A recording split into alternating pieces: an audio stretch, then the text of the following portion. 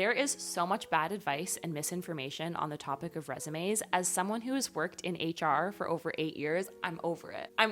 I don't have it in me anymore, so welcome to the only video you are ever going to need to update your resume. Also, hi, I'm Emily. I'm a careers coach, a careers advice columnist. Basically, my passion is helping your ass get paid. I want to cut the crap. Let's get right into it. I want to start off with busting some myths. Number one, applicant tracking systems, so the system that holds all of the resumes when you're applying online, is not as smart as you think it is. What I mean by that is when you're applying for a job, your resume isn't automatically going to get thrown out if it doesn't have X number of keywords listed on the job description. If it doesn't say a certain thing, it doesn't mean that your resume is going into the trash. What's actually happening is either A, nothing, and most companies don't have a very well put together applicant tracking system, so all the resumes just exist in one pile. If anything, it might order people based on who the system thinks is most qualified to least qualified. However, every recruiter, especially decent recruiters at big companies, know that that algorithm is not perfect. It's usually pretty inaccurate. So for the most part, especially in North America, your resume is getting read by a real person. That's a good thing and a bad thing. A good thing is that it means your resume isn't automatically ending up in the bin.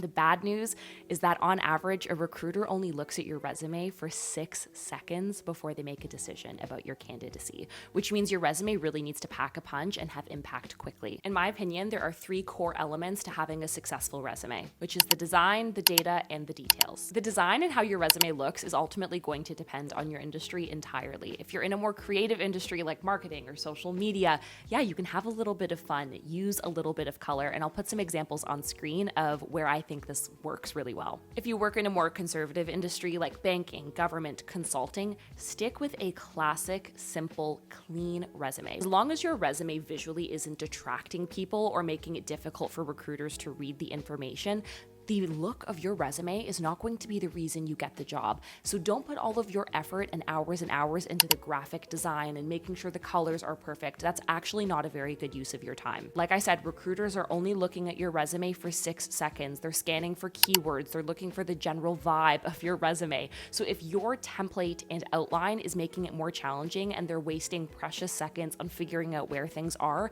it's gonna hurt you because the content is not getting read. Speaking of the design, let's talk about the flow of your resume. Now, there's 2 core ways you can structure your resume. One is for early career and one is for mid to senior career. In my opinion, early career is defined as somebody who is just starting. So maybe you're an intern, you're a co-op, you're in the first 1 to 5 years of your career. If that is you, structure your resume this way. Your name in big bold letters at the top, 3 to 4 sentences summarizing who you are. Think of this as a biography. Your education, including when you graduated, a couple of notable courses is a good idea here. Your work experience, and we'll get into the content of how to write that in a second, and then any additional experiences. If you are a little bit more seasoned in your career, so talking 5 years and up, all the way to that executive level, you're still gonna have your name in big bold letters at the top of the page. You may or may not do a bio. I think a bio is a great idea if you're switching careers or if you're looking to transition industries, because it's an opportunity to explain yourself. You want to explain why or give context, the bio is a really good idea. If you're more seasoned, you are not,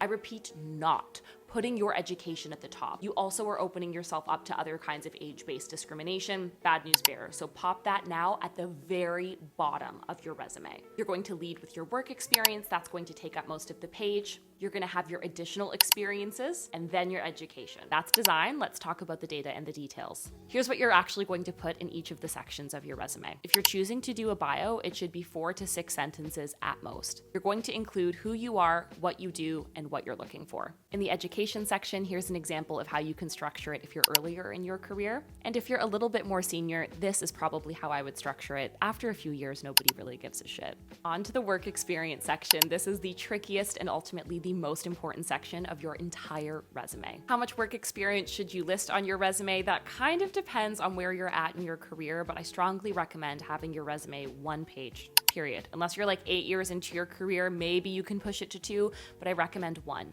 The reason for that is if the recruiter is only looking for 6 seconds, let's not space it out over 2 pages, running the risk that more things get missed. The answer is going to be different for everyone, but in my opinion, listing all of your relevant work experience is the right thing to do. What you might need to do in order to accommodate fitting things on a page is adjusting how many bullet points you use for each work experience. So as you're writing all of this work experience, I want you to think about it through the lens of your grandmother.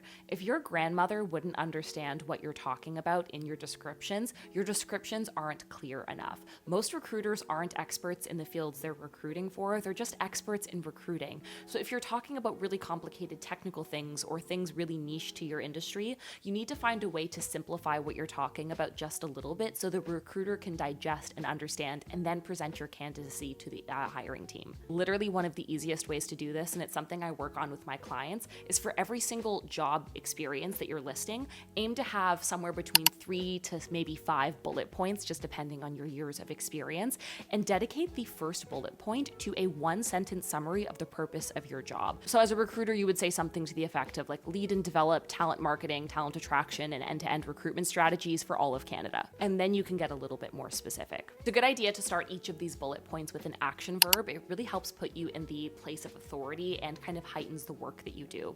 And so instead of saying I filed paperwork for a doctor, you would say something like this: led the administrative support for 3 doctors, 2 nurses, supporting a total of 600 patients. Which leads me to data. So having numbers on the page is one of the easiest things that you can do because the recruiter's eye is automatically going to be drawn there, and it just helps you get noticed a little bit more. Another reason that data is great is because it quantifies and adds weight to the work that you're doing. I see this so much, especially with early career talent, where they're like, I was just a waitress, or I just worked at the mall. You were not just anything. Start talking about the work that you were doing like it means something, because it does. It's all about how you sell it. Give yourself permission to be a little bit cocky. If there's one place to have like a little bit of arrogance, it's on your resume, babe. Each work experience have at least 1 or 2 data points. It is so important. And if you're stuck on where you can pull data, think about how many people your work supported, how many people it impacted, how many things you did a day. Those are really great places to start. The additional qualifications section, or the extras that you put at the end of your resume, are such a cool opportunity that I don't think enough people actually talk about. I personally love using this in 3 parts: listing out your technical skills, any additional qualifications, and then your interests. So maybe it's like SQL, Python, maybe it's an applicant tracking system, whatever. Your qualifications might be like a Google certification you did, something free you did from the library, maybe it's CPR, it can be anything. And for your interests, I would recommend putting a couple of things that, yes, are personal, but also relate to your industry. And the reason I love this is because of the power of small talk. And I talk about talking so much because some of the most high value relationships you're ever going to have in your career all start with small talk. So if you're able to break the ice and just have honestly a conversation with the recruiter and like be a person where you can chit chat about a TV show or baking or whatever it is, it kind of like disarms them. It makes the conversation more casual. It gives them something to remember you by, and it helps add to your likability, which is one of the core skills people look for when they're making those hiring decisions. If you can master the design, the data, and the details, baby, you got this. And before you ask me in the comments, no, you do not need a customized resume for every single job that you are applying to. It is not necessary. Put all of your effort into having one really well-written resume, and if you need to make tweaks for different industries or different roles, that's totally okay. Or if you see a job where you're like, this is my dream job, yeah, you can update it and customize it. But if you have a really strong foundation, you most likely won't have to. I am elated that you are here. Thank you so much for spending some time with me. If you found this video or any of my videos helpful, please make sure that you are subscribing and leaving a little comment.